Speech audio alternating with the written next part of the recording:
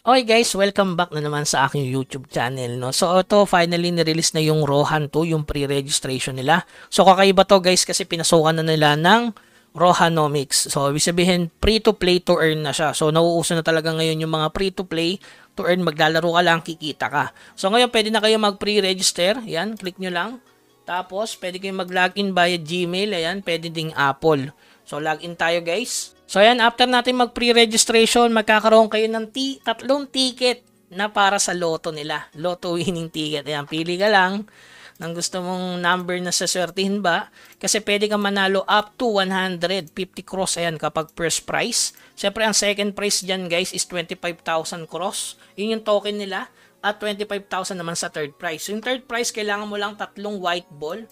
Siyempre yung yung second apat, tapos yung pinaka jackpot ay 5. So binawasan nila. Parang Legend of Ymir, no? May lottery event din.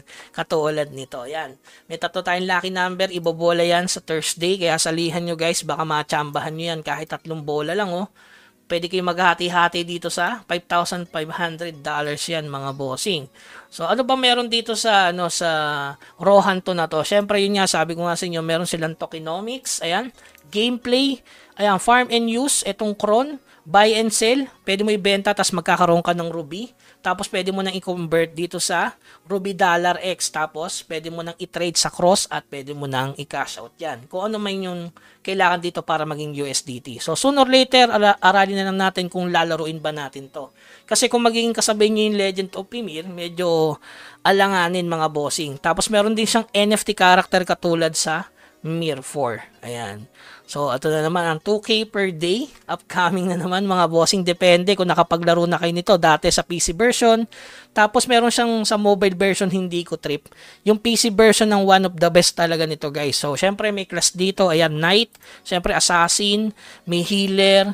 May Archer. At saka, syempre, merong Dragon. Ito yung kakaiba, no? Dragon Fighter. So, the best, syempre, yung mga range sa una.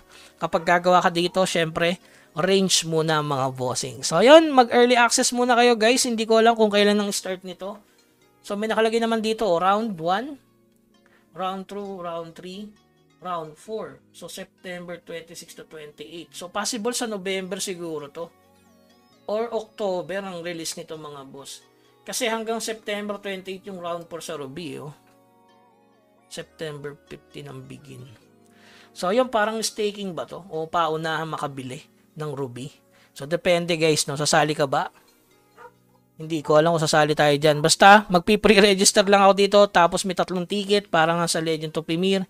Mas marami, mas mataas yung chance mo na mabunot dyan. Okay, so yun lamang guys. Keep grinding. Huwag kalimutan mag-subscribe sa ating channel para sa iba pang update. Hanggang sa muli, paalam.